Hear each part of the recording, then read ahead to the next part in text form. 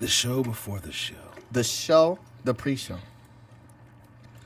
Where's Renee Young? All right, so thanks for rolling with me. This is I think my first live Facebook video.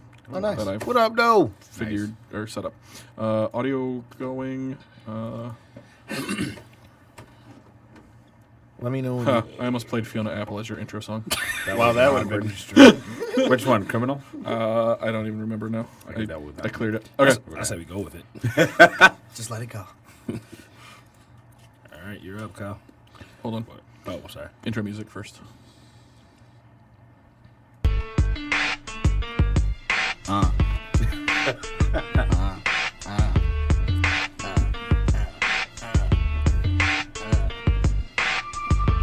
just picture like Dub C. Ladies and gentlemen, welcome to another episode of Knockouts and Three Counts.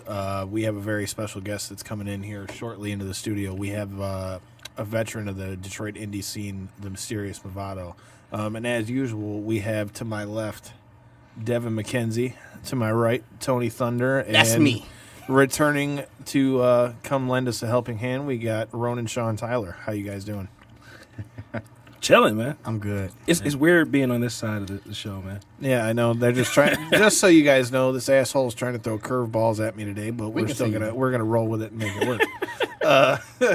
But before we get to Movado, we've got a few things that have popped up here as far as just the rest of the wrestling landscape. Let me get you guys' thoughts on the Mixed Match Challenge and some of the partnerships they've put together. I guess I'll go first. Tonight, I think the first match is Finn Balor and Sasha versus Shinsuke and Natty. That kind of pisses me off just to say that because those were two of the teams that I was like, okay, shit, this is kind of dope. But Yeah, I think that's the one that I was looking forward to the most. I was hoping that would be like later on down the line, but it's a good way to kick everything off. I mean, it definitely will be a good match. It just to me, I would have thought that would have been something that you might have like kind of let it build up a little bit. I thought maybe, to be honest, I really thought it was kind of going to be Nia Jax and Apollo Crews versus somebody. But I mean, hey, it's a good way to kick it off. Yeah. What do you guys think, Tony? I think a lot of the teams they had planned were derailed by injuries. Oh, for sure.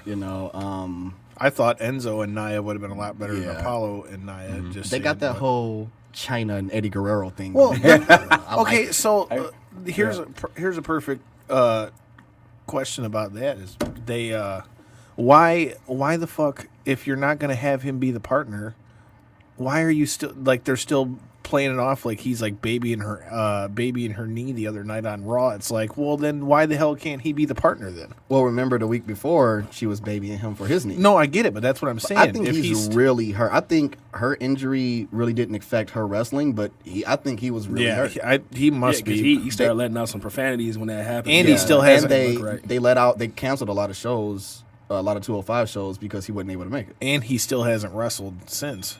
Right. Shit. That might be our guest, ladies and gentlemen. Is that our guest? That might be our guest. That's our guest. Well, we'll go ahead and keep talking about the Mixed Match Challenge while we bring the guest in real quick. Make sure you guys. But I'm definitely looking forward to it. I think it's a good idea. Get the ladies and the men working together. I like it. And it brings attention to their Facebook page, too. Like, I didn't even know they had Facebook like that. But that's one thing that I don't think a lot of people give them credit for is the impact it's going to have with wrestling on social media. Right.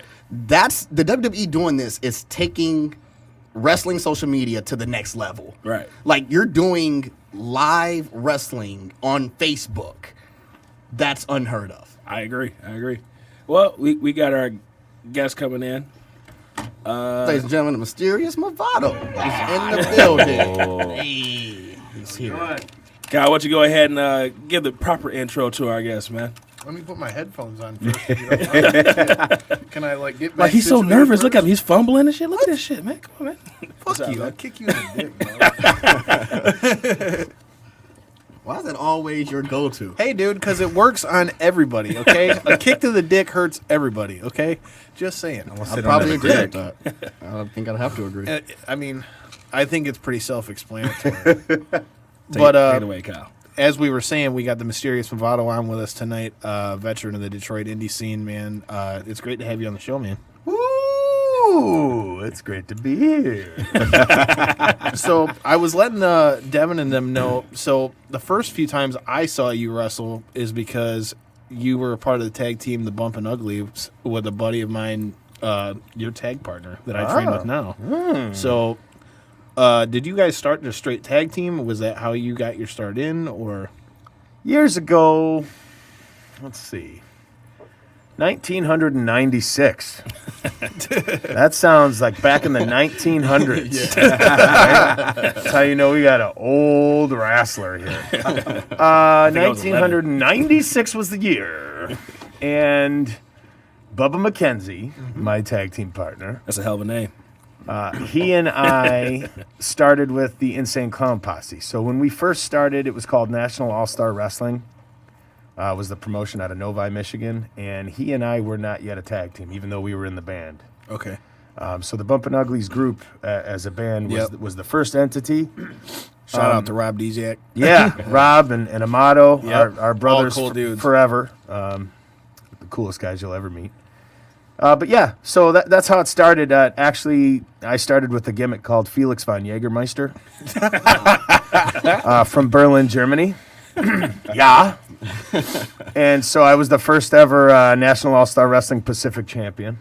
Oh, that's cool. And the Eternal Pacific champion. I still have that beautiful title belt at home. That's what's up. It's gorgeous. One day I'll put it on the gram. So I Put it gotta on the ask gram. you, because Bubba and Rob have kind of filled me in on some of the escapades when you guys would have shows and then have the wrestling while you guys were performing. And he Right. told me a few times you had people getting put through some flaming tables and stuff. Tell me Sure. about some of the stories you guys got from that. Well, like back in that day, the extreme, right? I mean, it was death matches, blood, hardcore was huge. We were big fans of it ourselves, at that time. So, being that we were limited in our abilities, it was much easier for us to gravitate towards the quote-unquote hardcore style. Right. And so, obviously, that would elicit more of a reaction when we were on stage. For sure. So, that kind of thing was kind of like second nature. It just started that way where we would have adversaries, planted and whatnot, and things would happen, and madness would ensue. So plenty of flaming tables and barbed wire, chairs, tacks. I wish I'd have been around to Ladders. see some of this shit. Yeah, let me ask a question about that. We have three wrestlers in the room. Have any of you guys ever been in a light tube match? yes. I haven't personally, no. I have not. Okay, so you've been in a light tube match. You two haven't. No. So, number one, why? Why? Passion. And two, it's like, why haven't you guys done it? And like, what mindset do you have to put yourself into to get into a light tube match? Because you're going to bleed regardless. Right. That you really don't need much assistance in a light tube match. Whereas, like, let's say a TLC, maybe you may. But so I think that at that time, just the mindset was balls out. It was just, do whatever. And keep in mind, we were young. Right. And so when you're a young person, you feel invincible, right? How do you feel now? Well, I'll tell you. I don't know that I feel invincible, but I do feel 10 years younger, Okay. which is good. That's So a good I thing. feel much better than the past 10 years that I've been in pro wrestling. So Would any of that credit go to DDP Yoga? absolutely. Nice. Bang. I heard that you're getting to the point now you're instructor. I am slowly but surely working towards my certification, yes. Nice. In all of my off time. Is there anything you have to do to be certified? I know that DDP mentioned something about Yoga Doc certifying people. Sure. Is that what It's you an have to go entire through? process. There's a curriculum that you have to learn. You have to learn the way to properly instruct that they want it done. Because you're representing his name and the brand, so you want to make sure it's done correctly. So there's a lot involved. There's curriculum, and then there's also you have to videotape yourself instructing and make sure you hit all the certain points. Right. So it's a process. So I'm at the process now where I'm looking to get some of my instructions filmed and get those submitted and have everything logged, and then So hopefully in the next few months that'll be something that I'm just waiting for. You know, Hey, in man, terms of when the you certification. open up shop, man, I'll be down to come down. Awesome, and come man. right up into superstar. But let me throw a hypothetical at you. Let's just say, not naming any names. Let's say you're a 6'4" black guy that's never really worked out a day in his life. I don't know who you could be talking about. I don't know. Just just random. The magic of radio. He might just be wearing a Kangol. But if someone wanted to get into DDP yoga that's never really worked out but looking to start working out, getting themselves into shape, talk to the benefits and Sure. Yeah. Well, if you've ever looked it up or seen any of the testimonials about DDP yoga, you've seen just the multiple, basically the diverse background of people that it's been able to help, right? People that have not been able to walk, Right. Really old humans, Right. really. I know he's got like a new program. Right. It's Sure. geared towards older people now. Yeah, even people like with my friend Zach Gowan, he helps to instruct, and I attend a lot of his classes as well. But he's helping now with people that are challenged with their limbs and things like that, so he can Right. teach the different modifications, which is really cool. That is dope. But Yeah. it really and I've worked with my Earth Mother on this too, because she was at the point, I don't think I can do that. No way. I don't know about that. And then, I kind of encouraged her to take a look and do some research. Sure enough, she started to do the program, and she's like, this is incredible. It will really help you no matter where you're at, whatever your level is at. And that is the beauty of the program. And I think that's probably why it's something that actually helped me. Okay. It's like all these years, it's not as if gyms weren't available to me. Right. It's not as if, proper dieting wasn't available to me. Right? And weights and all of these things. All of that was available to me. Right. I don't like it. I mean, I will just be straight up with you. And my attitude about things is if I'm not enjoying it, I'm not going to stick to it. Right. Obviously, Understandable. I enjoy pro wrestling. Oh yeah. And so the dilemma became, The mask gave it away. the dilemma became, if I'm going to continue on with professional wrestling, then how can I do that? Right. I could not continue in the state that I was in. Is there a I was particular- pretty much done. So Is there a particular person or story that you saw that got you into it, or was it just something you came across? Zach Gowan, Zach Gowan. 1,000%. Yeah, he's told his own stories, right? I'm not here to tell his stories, but he had some issues in the past and kind of had alienated a lot of people. And when I kind of saw him making his comeback and the shape he was getting himself into, he kind of looked like a kid for a long time, right? Right. And then all of a sudden, I'm like, holy cow, this guy's got abs popping and he's got muscles happening. And I said, uh-oh. I said, hey, buddy, you on that juice? Oh. You on that? I said, what's up? good stuff. I said, you on that? Oh, no. I said, are you on that good vitamin T?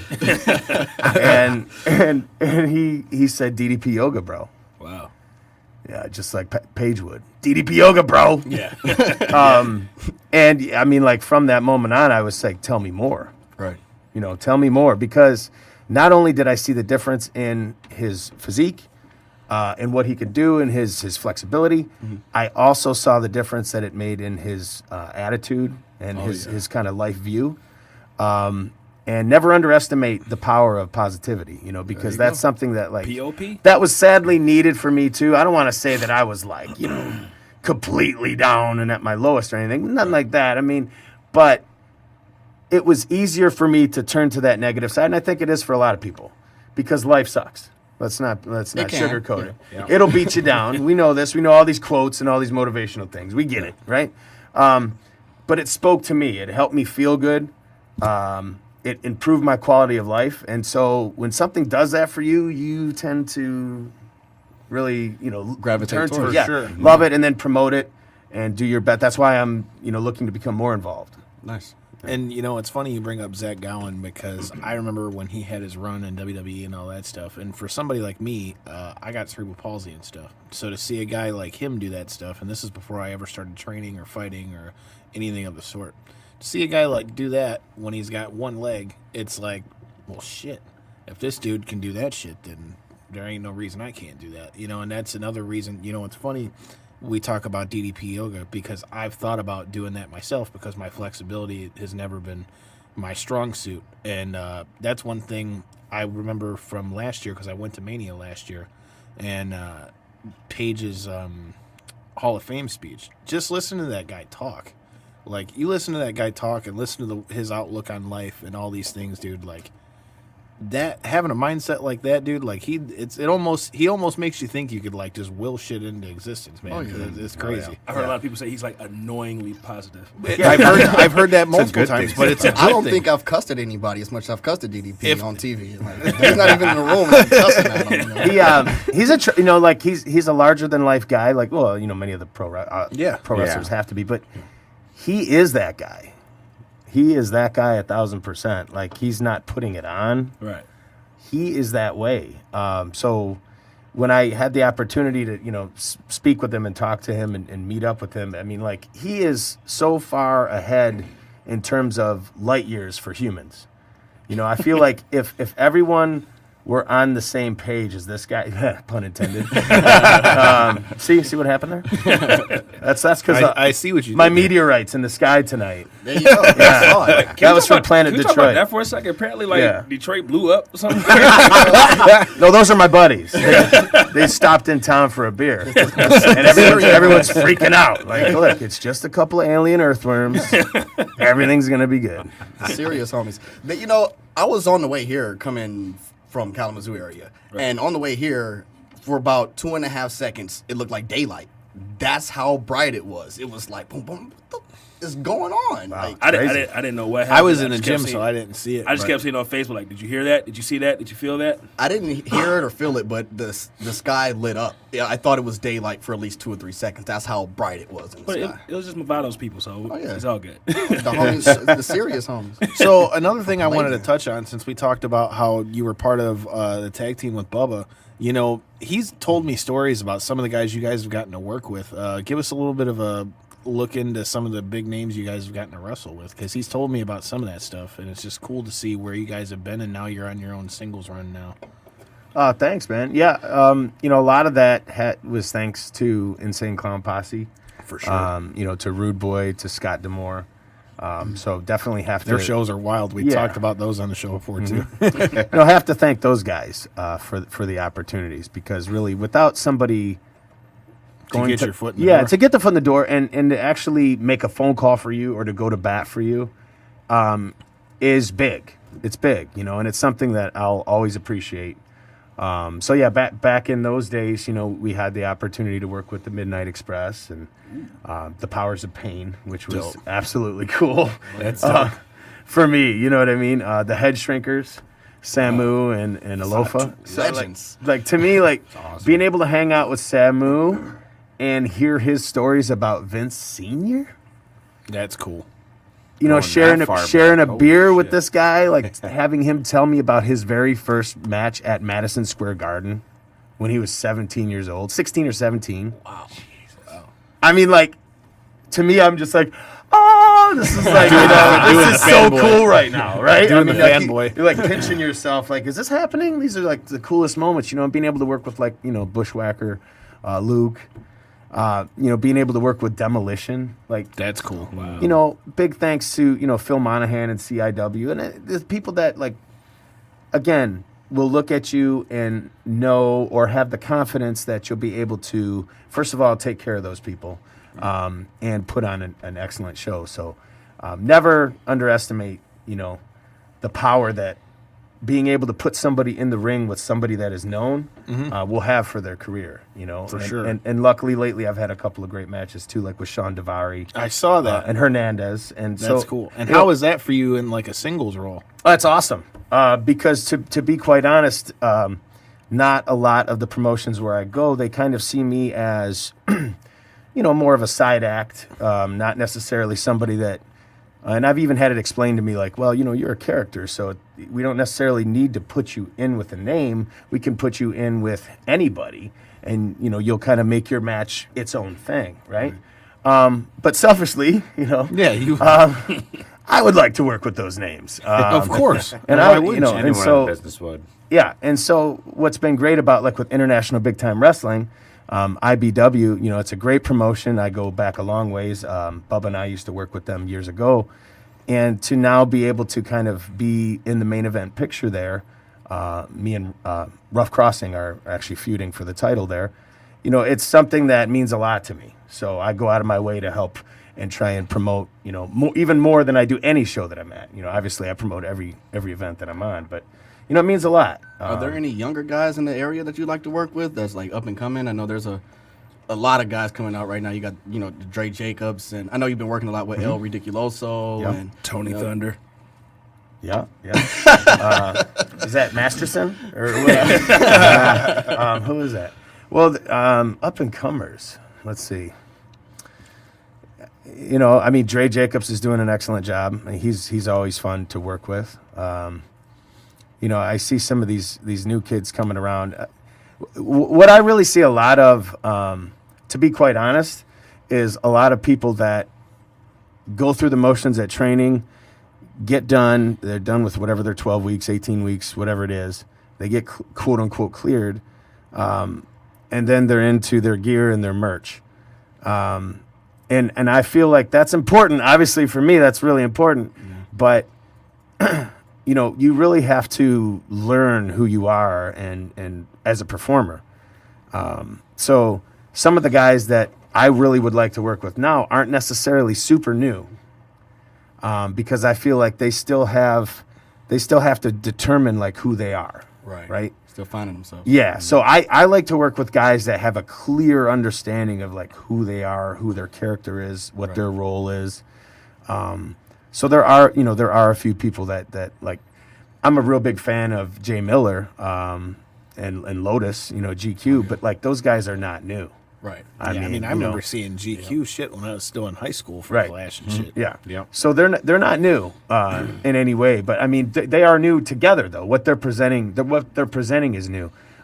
Same with, you know, like Sean Tyler. You know, he's a guy that's been around for a long time, and I've had the pleasure to work with over the years, right? And different names and whatnot. And but yet, you know, just like all of us, it's a time where it's like, okay, it's time to step it up or, you know, renew or whatever it is. Yeah. So, yeah, I don't know that I can give you a really great list of and that's not to denigrate anybody. It's just to say that, you know, if called upon, I'll happily work with anybody. Right. But when you ask me like who I really want to work with these days, it does me more good in a selfish capacity when I perform to work with those people that are clearly defined and established. I know you mentioned the younger guys when they get done with, you know, training, they're cleared, they go straight to gear and merch. Mr. Thunder, can you please speak into the front of the microphone? Uh-oh. Is this it? Yeah. Okay. I think it was last week we talked about locker room etiquette. Do you think that's a dying thing? Do you think that's not really taught much anymore? How do you really let the young guys know about locker room etiquette without having to teach them the hard way, so to speak? Thank you for stealing my thunder, Mr. Thunder. You know, locker you did there. Yeah. Locker room etiquette is a funny thing. Can change depending on the locker room you're in. Yeah, that's true.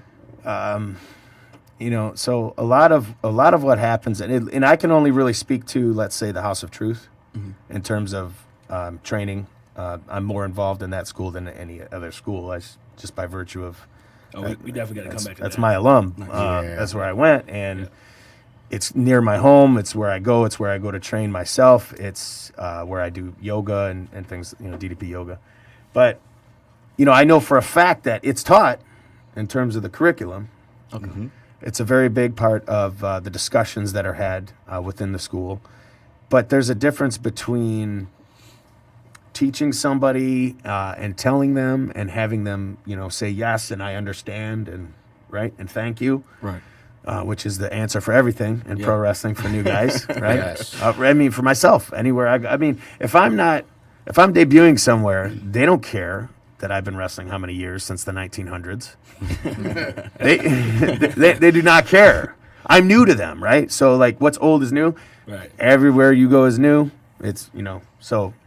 And that's the idea is like, you know, some of these guys I think feel really entitled. And I don't know if that's a generational thing or if they've been told all their lives that they're really special, and participation trophies and things like that. We could go into how it's all been established, right? I don't know what the answer is. But I do know that I'm seeing a lot more of guys that are starting to rub a lot of the vets the wrong way. I'm actively involved in discussions that within the boys that talk about that, that speak to people not understanding like what it takes, what's involved, and how that like their actions can really rub somebody the wrong way and then not help your career. Right. Just like your actions on the other end, when you're doing things right, can really help you to skyrocket and maybe skip past a couple of years of quote unquote paying dues. Some guys have to pay dues longer. It's funny. It's like we talk about etiquette and paying dues. There are some guys that have to pay dues longer because they simply are not yet good enough. Right. Now that might be controversial, but it's true.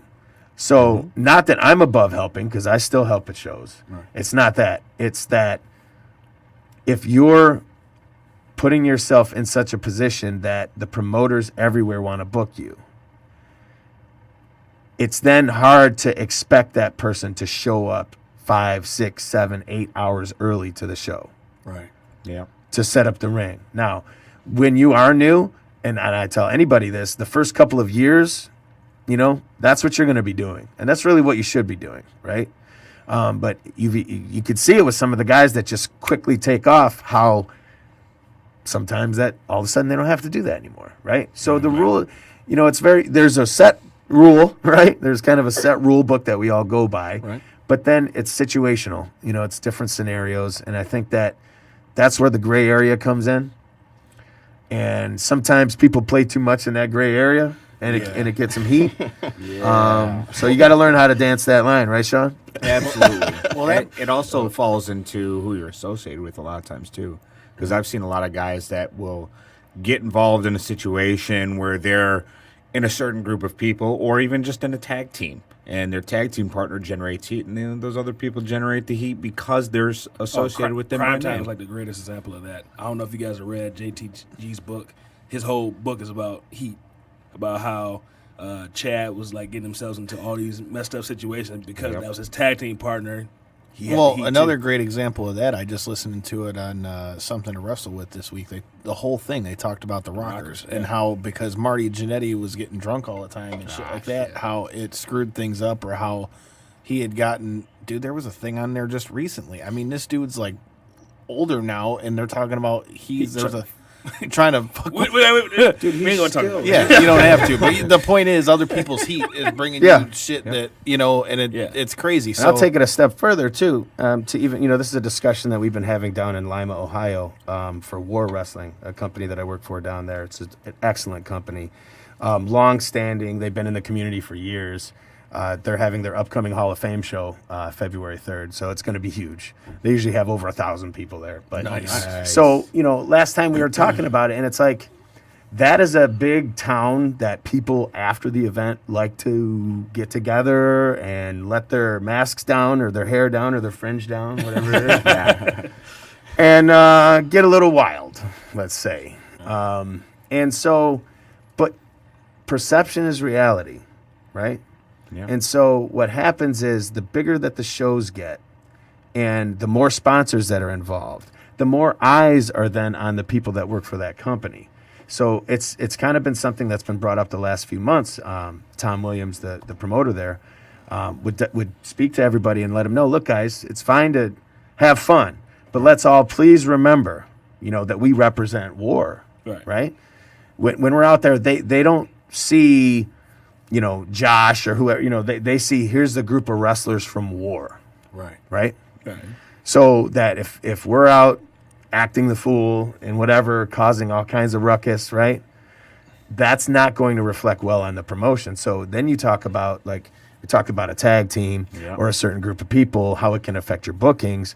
Well, you want to talk about heat. You lose a building or a venue for for a promotion. And so not only are you gone from that promotion, clearly, because that would be it, right? That's the death knell. Yeah. But then that promoter is going to then make sure he talks to everybody else so that they understand that this is somebody that they cannot have represent them. Right. It's kind of like being a liability. Right. I mean, so that's why you look at, like, everyone talks about, oh, John Cena, why has he been the man for so many years? Look at how he represents that company. Yep.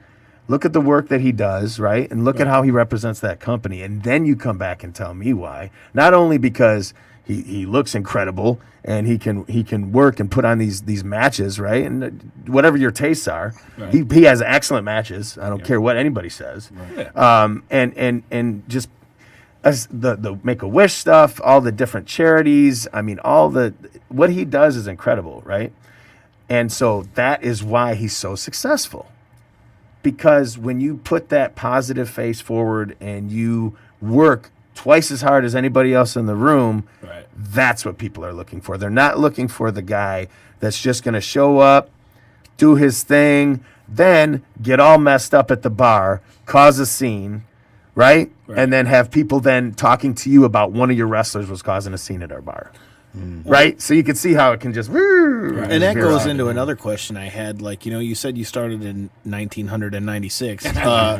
Talk a little bit about where you see the business going now as to difference from where you started. Because from, everything you read nowadays, it just, like, a lot of people are always talking about just how the business is just totally different from where it was. It's definitely... there's more emphasis now on family entertainment, more so than there was. Like, it was a lot. It was a bloodbath when we were first getting into it. It was really hardcore heavy. That's not as prevalent now. It's still there. Yeah, there's an audience for it, for sure. Yeah, there's an audience. There's a niche for it, but even when it's done, like you got Impact doing that crazy match with OVE and LAX, right? Yeah. So didn't they have to show that on Twitch because they couldn't show it on Pop? Yeah, it's pretty sweet. Yeah. Right? Wow. And those are two great teams, by the way. Yeah, they wouldn't let them broadcast that because they said it was too brutal. And I've had the pleasure of working with those guys, so that's really nice. Shout out to OVE or FOK. Yeah, you're talking about now. For sure. Formerly Irish Airborne. Irish Airborne, yeah. Or the Ring Riders back when we would work with them back in the day. But yeah, it's definitely different. I mean, like, things have changed now so much to the point where professional or indie wrestling, I should say, is actually really cool. Indie wrestling, when I got involved, was not cool. Right. You were kind of lame to be into indie wrestling. Now it's like it's cool, right? Yeah. Guys bringing their girlfriends and like that would be like what? Yeah, I know. Your girlfriend wants to go see NXT. What? Right. But I'm in that situation right now. It's kind of how, right? But it's like cool now. Right.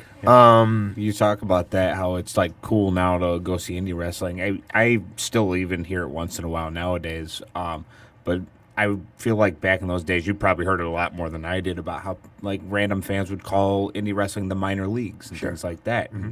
And I can imagine how frustrating that is for you as it was for me. Yeah. But at the same time, it's funny. Like I never really took offense to that, actually, Sean. I never really did, because I looked at it like there's a farm system, and the independents are the farm system. yeah. Even though they may not be exactly fed by the machine necessarily, right? It's not necessarily the like the whoever plays on the Tigers before they get to the Tigers. Right. Yeah. You see what I mean? That minor league situation. Yeah. So those guys are super talented.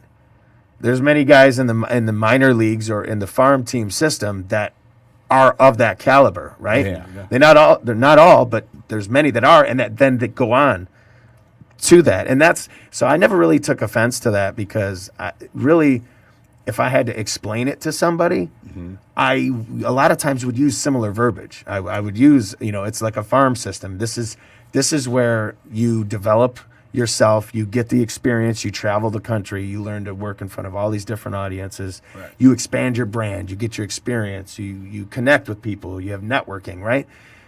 So much so that eventually who comes knocking, right? Even if no matter if you're good enough, they're going to come to you. Right. Yeah. So I kind of use that and before said it didn't really frustrate me hearing like the minor leagues. What more would frustrate me is just like not so much people calling it fake, the verbiage of fake so much as just how dismissive people would be of it. Yeah. I don't like when people are so dismissive of really anything. Right. It's pretty insulting when you're dismissive of anything, right? Do you think we're kind of generating back towards like the territory days? Because like you look at guys like the Young Bucks or Cody Rhodes or guys like that have these deals with Hot Topic, and they're making just as much as the guys in the big times that are on higher levels than them, and they're making millions of dollars, and they're starting to hit these areas where other guys are starting to get just as big as them and selling as many T-shirts and making as many monies that's never been, to New York or WWE, whatever you want to call it. Do you think that we're generating back towards that, or do you think it's going to be the monopoly it is now? Well, I think that there's more opportunity now than ever, and I don't know if it's I've heard a lot of that, are we going back to the territory thing? I don't know that it's going back. It's just, everything, it goes around and it just kind of evolves. Right. So even though you might see the same thing come back around, it's with a bit of a twist. Now you've got, of course, all of our technology and with the social media, and the world is a lot smaller. Yeah. World is a lot smaller than what it used to be. So I think that the opportunities now are so much greater for people if they work hard and they know who they are and they expand their brand. They can make a living, even if you never sign with the WWE. Absolutely. That's something that I'm working towards, something that every wrestler should work towards, even though ultimately that's my goal is to be in the WWE. Oh, yeah. Of course. But like the idea is if that never happens, then you want to be so successful that you're undeniable. So whether or not they want to get aboard and jump on the train is irrelevant. Right. You know what I mean? And so that more of that happens now in today's environment than has ever happened before. So that's where it has evolved, right? Right. Because again, you've got these people selling merchandise, making money hand over fist, doing things that old wrestlers are just losing their shit over. pardon my language, but like they're just, these guys are just, they cannot stand, that the Young Bucks do this and that, and did you see what they did with that stuffed cat? And this and that, and but did you see? Calm down, Grandpa. Calm down. I hear so many people getting pissed over the two moves you hear people bitch about more than anything are the super kick and the DDT. Yeah. I swear to God, you hear that all over the place. Like, oh my God, they're not selling it as finisher. Like everybody wants to quote Jake the Snake because he used the DDT or HBK because he used the super kick. Right. But it's like, dude, it's like you said, everything is different now. It's ice cream. Yeah. Are you going to tell so the most popular flavor of the year for 2018 is strawberry. But you like chocolate. Right. I mean, are you really all year round going to be like telling chocolate. Man, that's strawberry, man, that's bunk. Like, you know what I mean? Like go back to chocolate. Yeah, I mean, come on. Like so to me it's just like that kind of thing. I'm a big fan of those guys. I think what they do is incredible. They're fun to watch. I think that when you can captivate a crowd, and make no mistake, guys, all right, all this believability and all that, okay, like they bought a ticket. They know what they're getting. Right. Do not treat your audience as though they're stupid. They're not stupid. They understand what they're there watching, right? It's our jobs to be able to get them to either A, suspend their disbelief, or B, get them to completely celebrate their disbelief. And I think that is now I'm involved with a promotion called Squared Circle Review. I've seen it. I don't wrestle there, but I'm involved there. I help backstage, and I have such a blast with that promotion because it's celebrating the disbelief, right? Yeah, they have a affiliation with PodcastDetroit. So it's celebrating the disbelief. I mean, how cool is that? When you have characters like Invisible, right? Yeah. Which, by the way, Squared Circle Review, Invisible has been around since 2008. Oh, wow. So, nice. you see, like, Joey Janela wrestling the Invisible Man. That's Invisible is pissed. He's like, who's this guy stealing my gimmick? Right. He's already called lawyers. So I think litigation is soon to follow. But, you know, listen, I'm from another planet, guys, which mysteriously is named Detroit. You know, coincidence? Go figure. Coincidence? I think not. Right. I celebrate the disbelief. Right. I always have. I've always been a big fan of the things that are larger than life, that Major are key. bombastic. Saying that. And so, like, when I was growing up, I was a big Kiss fan, big Alice Cooper. Oh, yeah. Just the show, right? Right. Like seeing the circus. Is that anything to do with Planet Detroit? Pardon me? Alice Cooper and Kiss, does that have anything to do with you being from Planet Detroit? Or? Well, certainly. I mean, me being a musician, Detroit is always just Rock City. I've performed in Detroit since I was 9 years old. So, Wow. Are you still into music? Do you still? Yeah. Yep. Weren't you guys supposed to have a show just recently? The Bump and Uglies, weren't they supposed to do another show? Wasn't it recent? Robin said something about that. got talked about, and then it got, you know. Yeah. But with the Bump and Uglies, like, you know, Rob and Amato, they're busy doing their other things. For sure. I'm so busy with wrestling. My partner, actually my brother, is so busy with some of the other things he's doing. He and I are in a band together called Her Dark Host. Yep. So we're still working on like a full-length album, getting that put out. It's a long process. So playing shows in Detroit as a local act musically is more challenging now than it is as a pro wrestler. Like, I have more success on professional wrestling shows than we do when we put on a concert. It's the venues don't really want to promote or you know, support it, and it just seems like a lot of people. It's not what it used to be, you know. At least from what I'm seeing locally, right? For larger acts, people show up, you know. But Since we talked a little bit about the music stuff, let's talk about you're wrestling for Clash this weekend. Yes. Who do you got? Who do you got? Well, we've got a big tag team invitational tournament. And so my partner, El Ridiculoso, and I, collectively known as the Party Monster. Yeah. He's bringing his R with him, right? We're going to be bringing, he's going to have his R, and we are in search of the big gold shiny belts. Oh, yeah. And that's exactly what it's all about, you know. He and I really have a lot of fun because he has such a great spirit of, I guess, being unpredictable. And he brings a lot of different background. You know, he was trained out in California. I was just about to say that. And, you know, so the people that he's been training with, and when he comes out here, a lot of people think he was new, but I mean, he's already been in the business for 7 years. But when he got here, He was originally trained by the Santino brothers, right? yeah, Yeah. okay, yeah. And then he worked with Kendrick and the Ballard brothers. I mean, he's done a lot of training, and then before coming in with Truth. So now he's got all of this experience and all this background, and he's just a really good human being too. So I think that's where, you know, you talk about being paired up with people, and sometimes you like, that's a situation where to be honest, I didn't look forward to being a tag team. Okay, once I split as a tag team, the whole idea was me as a Mysterious Movado to be singles, right? Right. That was the idea, and of course, you know, as plans go, right?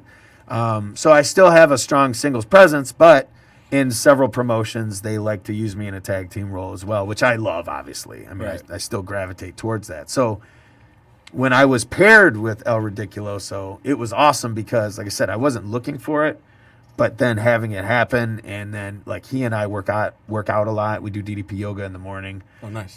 We're in the same page. So, you know, he's a great dude. And to be able to have fun with a friend of yours and battle it out, you know, versus your frenemies, is a lot of fun. So yeah, so Clash Wrestling, it's their big 10-year anniversary. Yeah. Wow. So it's going to be huge. You know, Bump and Uglies have history with Clash. Yep. I've seen you guys wrestle. For Yep, yep. And so that was, you know, some years ago, but we had a blast there, and I don't know. We'll see what happens. We're on search of the titles. So where's the show? What date? Taylortown Trade Center, Saturday, January the 20th. In Taylor, Michigan. Yeah. Where can I get tickets? Tickets available at the Taylortown Trade Center or online at clashwrestling.com. All right. So, do you got any words for any of your opponents in this tournament? Well, you know, listen, words. Uh-oh. I mean, words.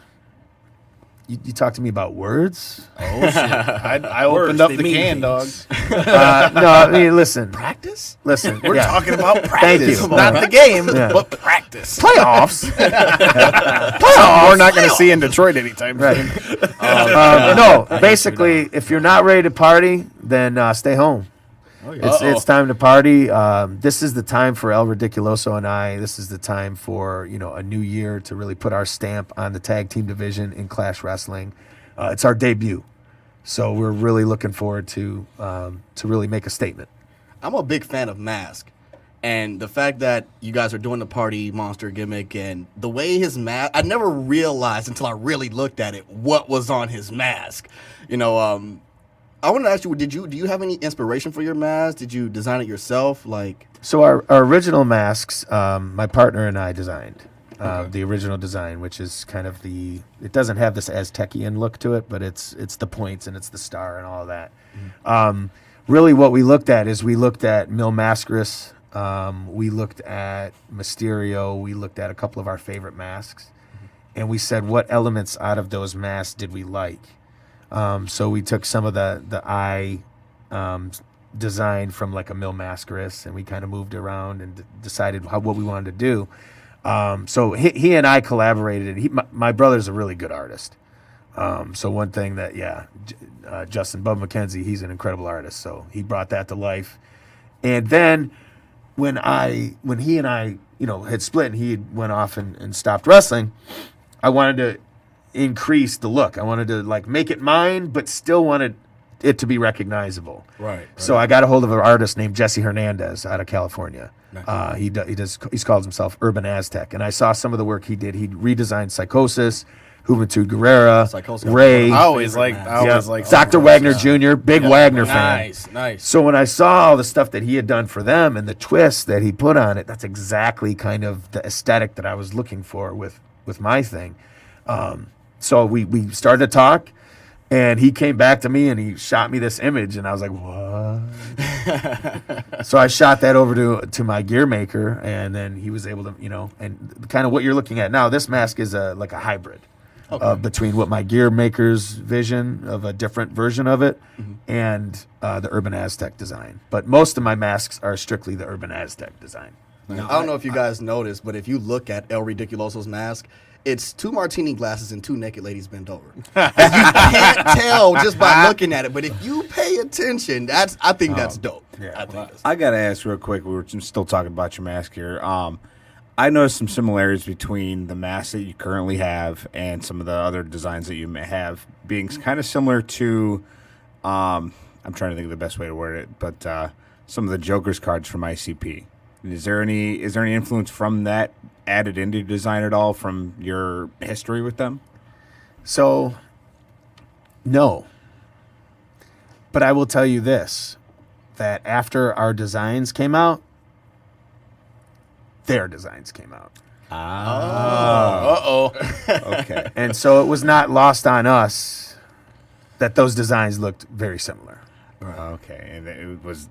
I don't know if Listen, you want to talk about it. I'm just saying. I'm just putting it out there. It's nothing that we've ever talked about with them. Right. Okay. That was going to be my next question. Nothing that we've ever talked about with them, but it's whatever it is what it is. I mean, I am of the opinion that imitation is a form of flattery. So if they liked it so much that they wanted to use it, that's super cool. Right. I'm not really about to shout from the rooftops, "Hey, that was supposed to be. That looks like us." And the minute you do that, it's like you're just looking for attention and things like that. But I mean, I'm just honestly answering you that it was something that we definitely saw. When we saw it, we texted each other and we're like, "Oh, look at this." Now, are they still running a lot? Because I remember I went to one of their shows back when they were at the Modern.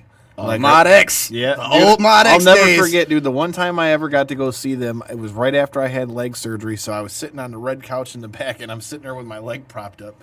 here comes the fucking necro butcher with a damn light tube and smacked old boy over the head with it. I'm like, fuck, I can't even get up to run. I'm like, well, this is all going to hit me, so I'm going to just cover up.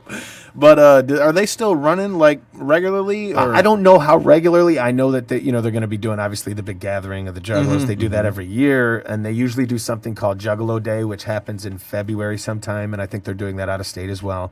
So anytime they kind of have a larger, should I say, like a psychopathic type event, they usually have some kind of a JCW wrestling. So, and I still like to be involved as much as I can. It just really depends on location and scheduling and availability. Yeah.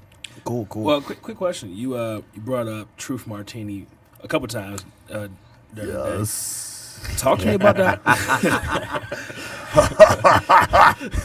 Oh boy. Talk to me about the House of Truth and training with. Is that where you started off training? Yes. All right, that's a great impression. Yeah. Talk to me about coming through the House of Truth and what he's done for Can't handle the truth. and especially what he's done for the indie scene here in the city of Detroit and Canada too. Yeah, Truth Martini is a special guy. They broke the mold when they made him. Just an incredible human who has a natural ability and knowledge for the sport. When I say natural, I don't mean to imply that he didn't have to work for it. It's just that with all the work that he put in, he had such a natural inclination towards it, is what I want to say. Right. So, he and I first met when I was in high school, and I fancied myself a wrestling promoter, and I was going to put on an event. How'd that work out? And he came to me and he said, I wrestle. I can do moonsaults off the top rope. Could you use me? And I was like, no. Right? I mean, I didn't know him. This is before he was trained. Oh, wow. And I didn't know him. And I'm like, no, And he's like, that broke my heart, bro. I was so mad for so long at you. I'm like, no shit, like really. But fast forward, I think he's trained with Al Snow at Body Slammers, and like for him to come back and to be able to pay it forward and to help this area out like he has really been incredible.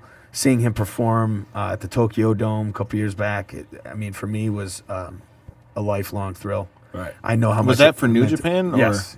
Okay. And I know how much it meant to him, and how far he's come and what he's been able to do. When we were promoters of wrestling, when we used to run IWR and Revolution, he was one of our top guys. Whoa. Rob You ran Revolution? Yeah. Oh man. Rob showed me some of that stuff. Showed me a couple of DVDs from that. Yeah, look up Christopher Daniels versus Truth Martini at Revolution, and that's a hell of a match. Wait, was it Put that on my was it list. Christopher Daniels or someone else? Christopher Daniels. Okay. Yeah. Okay. 'Cause I saw a guy that kind of looks similar to Christopher Daniels wearing a mask with a little pepper on top. Well, there's another wrestler named Curryman Curryman. that was Okay. also on Revolution, but no, this was Christopher Daniels. Okay. This was the Fallen Angel Christopher Daniels versus Truth Martini. Okay. So. No, Curryman actually faced the Ultimo Dragon That might have been the one. Was it a Royal Oak? at Royal Oak Music Theater. I was at that. for Revolution. They had I was Rey there for Mysterio that. on that one. Yeah, Sabu. I used to run some pretty good shows, guys. Man, Like I'm just thinking back to that. But anyway, Okay. I digress. No worries, man. Pat yourself on the back with that one. Yeah, That's right. pretty dope list. Those were good times. But what were we saying? Truth Martini. Truth Martini. The House of Truth. It's the House of Truth. Without the House of Truth, I would be dull. It helps me to sharpen my skills. It helps me to stay current. It helps me to. I like to give back as well. Like so, even if I'm at the school and I'm not actually in the ring, if I'm able to observe and give some feedback, that really helps me, and it helps me to think about the things that I'm doing. Right. And make sure that sometimes it's easier like to say than it is to do. So it keeps you sharp and makes sure that you're following the same kind of advice, just as though you would expect it to be given to you. Well, run through some of the alumni from House of Truth and some people that are coming up and coming. That Do we have enough time? I was just about to say, They produce a lot of great. Yeah, I mean the names are pretty wild. There's a lot of them. So really to go through, I would say just check out hotwrestlingschool.com. We'll go through a lot of the alumni, and also we'll have the information for you. Like if you're interested in pursuing a career in professional wrestling, if this is something you want to do, even if it's something that not as an in-ring performer. If you're looking to do something as a manager, a a referee, which is in ring, it's important to go through the entire training. And so I tell that to everybody. A lot of times people say, but if you want to be a manager, isn't there a special training for that? Yeah, it's called training. Absolutely. And how does their training work? Is it all like nighttime? Is there different classes? They have gone to a afternoon class that they'll offer from noon to 4, Monday through Thursday, or Monday through Thursday from 6 to 10, I believe. Because I ain't gonna lie to you, I've thought a few times about doing that, especially having fought and things like that. And I've been watching. It's funny. Everybody take a shot. He said it. He was waiting on that all day. You know what? Here, take that and shove that too. But anyway, yeah, dude. I mean, that's something I've always thought about because I mean, I grew up like you were talking about how you started in '96. I grew up right through the Attitude Era was when I first started watching and all that stuff. So it's something I've always wanted to look at. Right on. So yeah, I know. Like we were talking about Don Richard. Yeah, you know, like and that was another thing I never got to bring up. Damn it, I didn't think about that. Big Shout out to Don, Big Don. Big shot. First of all, he's one of the coolest human beings I know. Second of all, he's so damn dangerous. He's so good at what he does. We were just talking about this the other week. I wish that the UFC was as big back then as it is now because I guarantee you he would have major player. Would have definitely been a major player. I mean, he's a major player in the game anyway. But like back if that was so popular. Yeah. Are you a current fan of UFC, Nevada? Pardon me? Are you a current fan of fighting UFC? You know, I prefer my stuff more show. Okay. I don't watch a lot of MMA. That's more like my partner, my brother. Like he's really into that. He trains in BJJ, and he's also actually an official for MMA. So nice. Yeah, you know, awesome. Yeah, so like he's been a ref for a while, man. Yeah, so you know that's more his forte. I can't really speak to it very much.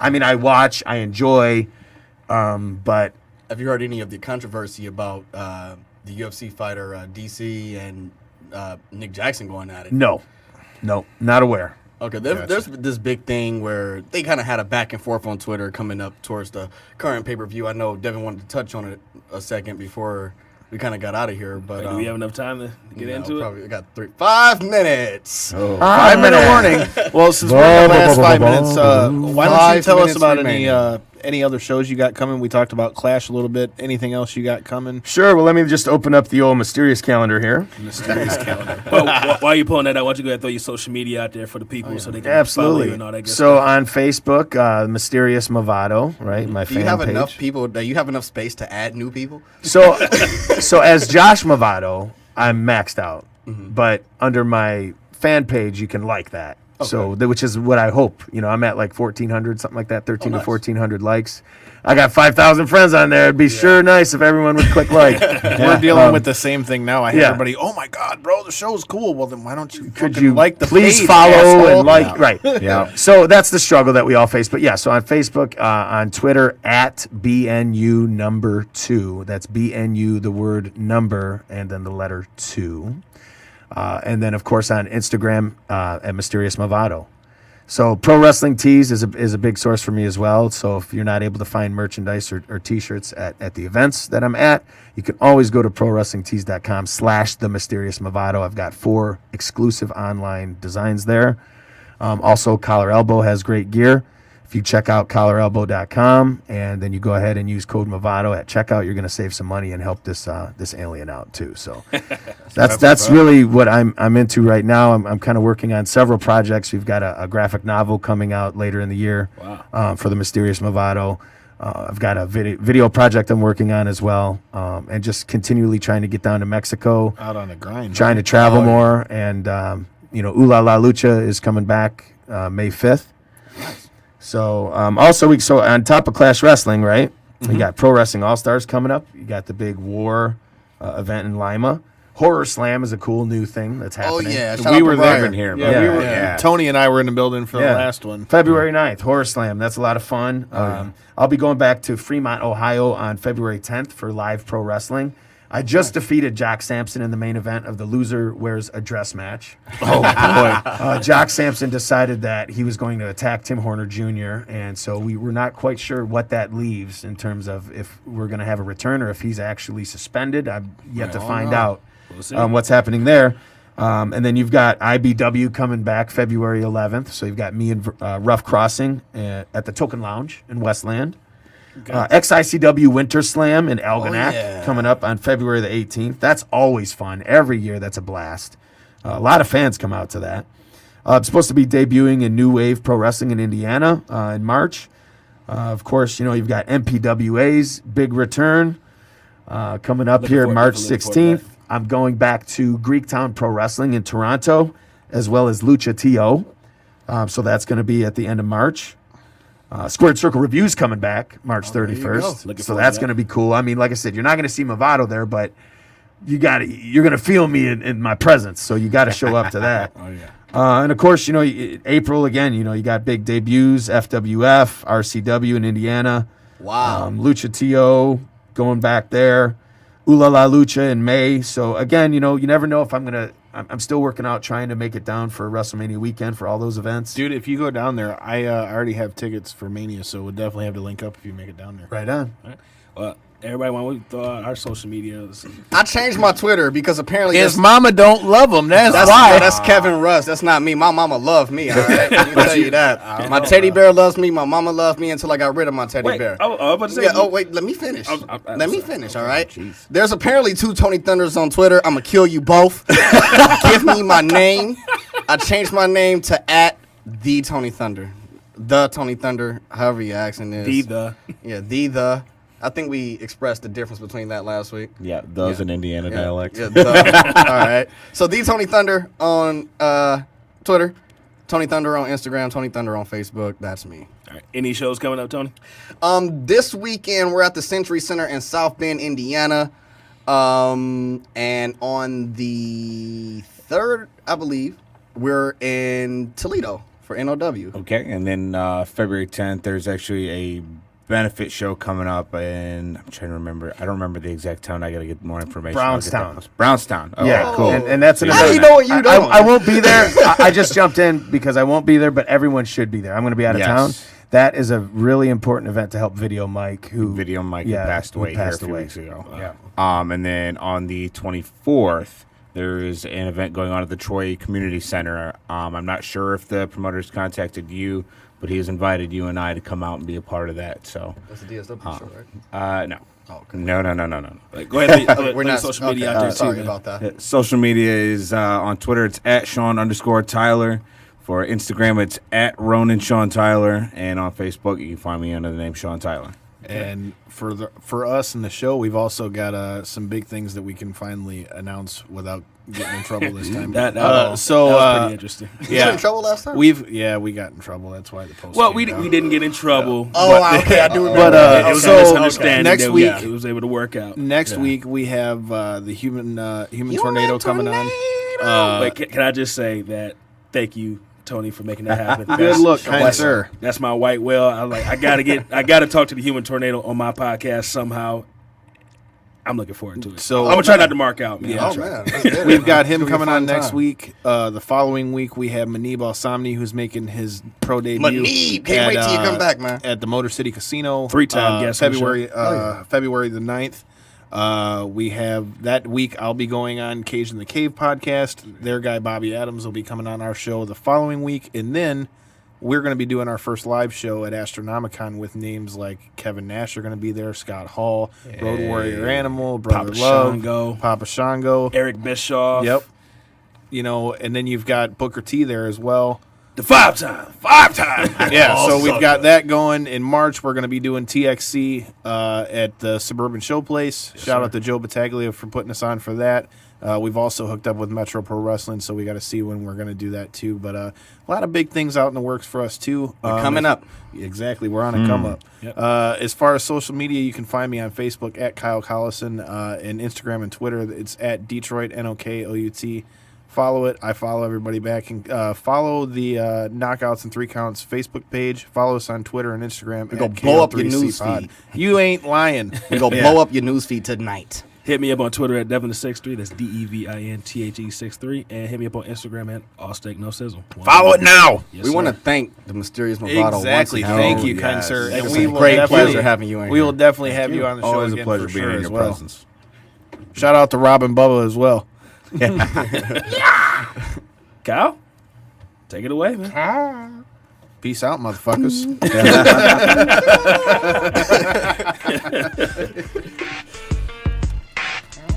Oh, that was a good time. I'm hanging up. Oh, gosh. I'm going home.